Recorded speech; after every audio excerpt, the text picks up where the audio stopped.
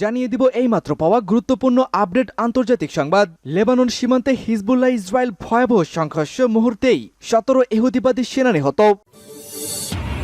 এবারে ইসরায়েলের কাছে অস্ত্র বিক্রি বন্ধ করতে ব্রিটিশ সরকারের উপরে চাপ দিতে শুরু করেছে 130 ব্রিটিশ এমপি। জানাবো খার্কিভে আবারও রাশিয়ার যুদ্ধবিমান থেকে হামলা, নিহত একজন। এদিকে ইসরায়েলি গণহত্যা নিয়ে প্রতিবেদন করে এবার হুমকির মুখে রয়েছে জাতিসংঘ কর্মকর্তা। সর্বশেষ জানিয়ে দিব, ভয়ঙ্কর চাপে রয়েছে মার্কিন বাহিনী, নিজের ছকে কি এবার ফেঁসে যাচ্ছে যুক্তরাষ্ট্র? থাকবে এ ব্যাপারে একটি বিস্তর আলোচনা। শুনছিলেন সংবাদ শিরোনাম, এবারে থাকছে বিস্তারিত। তবে তার আগে আমাদের ভিডিওটিতে একটি লাইক দিন এবং সংবাদটি কোথা থেকে শুনছেন এবং দেখছেন কমেন্টে লিখে জানান।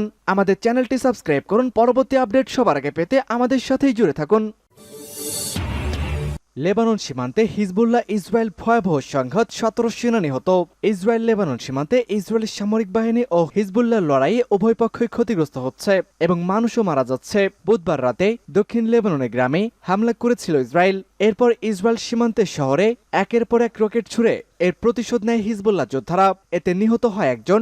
এছাড়া ইসরায়েলের হামলায় লেবাননের 16 জন নিহত হয়েছেন। এই সংঘাত আরও বাড়তে পারে বলে আশঙ্কা করা হচ্ছে। বুধবার সন্ধ্যায় ইসরায়েল লেবানন সীমান্তে আরও 2টি গ্রামে বোমা হামলা করে এবং এতে 9 জনের মৃত্যু হয়েছে বলে অভিযোগ করা হয়েছে। ইসরায়েলের দাবি, তারা লেবাননে উগ্রবাদীদের মোকাবেলা করেছে। সামরিক বাহিনীর দাবি, তারা উগ্রবাদীদের লক্ষ্য করে আক্রমণ করেছে। তাতে একজন প্রধান উগ্রবাদী নিহত হয়েছেন।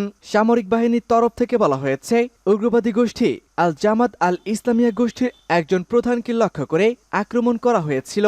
ওই উগ্রবাদী ইসরায়েলের বিরুদ্ধে আক্রমণের পিছনে ছিলেন। সেই উগ্রবাদী ও তার কিছু সঙ্গী মারা গেছেন।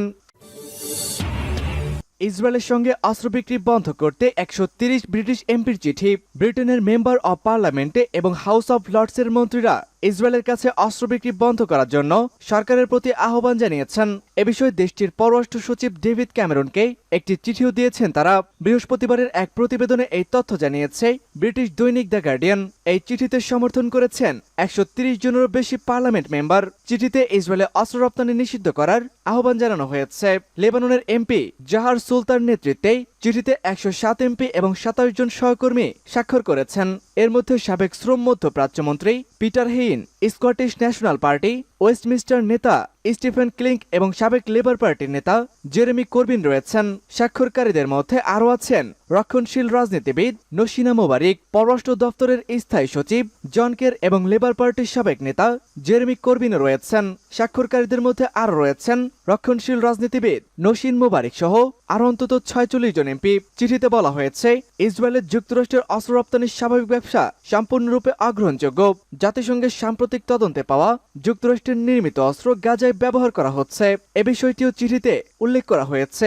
ব্রিটেনের পররাষ্ট্র সচিবের কাছে লেখা চিঠিতে অস্ত্র বিক্রির ব্যাপারে অন্যান্য দেশের নেওয়া পদক্ষেপের কথাও তুলে ধরেছে এমপিরা। খার্কিভে আবারও রাশিয়ার যুদ্ধবিমান থেকে ভয়াবহ হামলা, নিহত একজন। ইউক্রেনের অভিযোগ, খার্কিভে রাশিয়ার যুদ্ধবিমান থেকে বোমাবর্ষণ করা হয়েছে। 2022-এর পর আবার এভাবে আক্রমণ করা হলো। ইউক্রেন জানিয়েছে, রাশিয়ার আক্রমণের ফলে আবাসিক এলাকায় ক্ষতিগ্রস্ত হয়েছে। কর্তৃপক্ষ জানায়, 5 তলা একটি বাড়ির প্রবল ক্ষতি হয়েছে। এই বাড়িতে মানুষ বসবাস করছিলেন। রাশিয়ার হামলার ফলে একজন নিহত হয়েছেন এবং 12 জন আহত হয়েছেন। এর মধ্যে 4 জন শিশু রয়েছে। শহরের মেয়র জানান, রাশিয়ার নিয়ন্ত্রিত ক্ষেপণাস্ত্র ব্যবহার করেছে। স্থানীয় পুলিশ জানায়, রাশিয়ার যুদ্ধবিমান থেকে বোমা ফেলেছে। পুলিশের তদন্তকারী বিভাগের বলভিনভ বলেন, 2022 সালের পর থেকে এই প্রথমবার খার্কিভে এভাবে আক্রমণ চালিয়েছে রাশিয়ার যুদ্ধবিমান। ইউক্রেনের প্রেসিডেন্ট ভলোদিমির জেলেনস্কি উত্তর পূর্বের শহরে গিয়ে যুদ্ধরত সেনা সদস্যদের সাথে দেখা করেন। প্রেসিডেন্ট জানান, আমি ট্রেঞ্চে গিয়েছি, অবজারভেশন পোস্টে গিয়েছি, আমরা আমাদের প্রতিরক্ষাকে আরো মজবুত করেছি। তিনি 117তম সেপারেট টেরিটোরিয়াল বিভাগের কমান্ডারের সাথে বৈঠক করেছেন। সেনা সদস্যদের সাথে কথা বলেন এবং যুদ্ধাস্ত্র দেখেন এবং তাদের প্রতি কৃতজ্ঞতা স্বীকার করেছেন। জেলেনস্কি বলেন, ইউক্রেনের সার্বভৌমত্ব ও অখণ্ডতা রক্ষার জন্য আপনাদেরকে ধন্যবাদ। আমি আপনাদের এবং আপনাদের পরিবারের সুস্বাস্থ্য কামনা করি। আমরাই বিজয়ী হব। আমাদের ভবিষ্যৎ এই যুদ্ধের উপরই নির্ভর করছে। ইসরায়েলি গণহত্যা নিয়ে প্রতিবাদ করে এবার হুমকির মুখে জাতিসংঘের কর্মকর্তা। গাজায় গণহত্যা চালাচ্ছে ইসরায়েল, এমনটা বিশ্বাস করার সঙ্গত কারণ রয়েছে। এমন প্রতিবেদন প্রকাশের পর জাতিসংঘের বিশেষ দূত ফ্রান্সিসকা আলবানিজকে নানা ধরনের হুমকি দেওয়া হচ্ছে বলে জানিয়েছেন তিনি। গত মঙ্গলবার জাতিসংঘের মানবাধিকার কাউন্সিলে অ্যানাটমি অব জেনোসাইড শীর্ষ প্রতিবেদন প্রকাশ করে ফ্রান্সিসকা আলবানিজ। মূলত গাজায় ইসরায়েলি বাহিনীর আগ্রাসনের স্বরূপ উন্মোচন করা হয়েছিল, তবে ইসরায়েল এই প্রতিবেদন পুরোপুরি প্রত্যাখ্যান করেছে। আলবানিজের কাছে জানতে চাওয়া হয়েছিল এই প্রতিবেদনে কাজ করার কারণে তার উপরে কোনো ধরনের হুমকি আসছে কিনা। জবাবে ফ্রান্সিসকা আলবানিজ বলেছেন, হ্যাঁ, আমি হুমকি পেয়েছি। এখন পর্যন্ত আমি অতিরিক্ত সতর্কতা গ্রহণ করার প্রয়োজন বলে মনে করছি না। তবে যদি চাপের কথা বলেন, এটি আমার প্রতিশ্রুতি বা আমার কাজের ফলাফলের কোনো পরিবর্তন আনবে না। ফ্রান্সিসকা আলবানিজ জাতিসংঘ মানবাধিকার কাউন্সিলের বিশেষ দূত হিসেবে কাজ করছেন 2022 সাল থেকে। তিনি নানা ইস্যুতে কাজ করছেন, তবে কখনোই এমন হুমকির কথা তিনি জানাননি। এই প্রতিবেদন প্রকাশের কারণে তাকে কি ধরনের হুমকি দেওয়া হয়েছে সে বিষয়ে কোনো বিস্তর তথ্য পাওয়া যায়নি। এমনকি কারা তাকে এই হুমকি দিয়েছে সে বিষয়েও খুলাসা করে কিছুই বলেননি ফ্রান্সিসকা আলবানিজ। তবে তিনি বলেছেন, আমার জন্য এটি খুবই কঠিন সময়। এই কাজের শুরু থেকেই আমাকে নানা ধরনের হুমকির মাধ্যমে আক্রমণ করা হয়েছে। চাপে পড়ে গেছে মার্কিন বাহিনী, নিজের ছকে কি এবার ফেঁসে যাচ্ছে যুক্তরাষ্ট্র?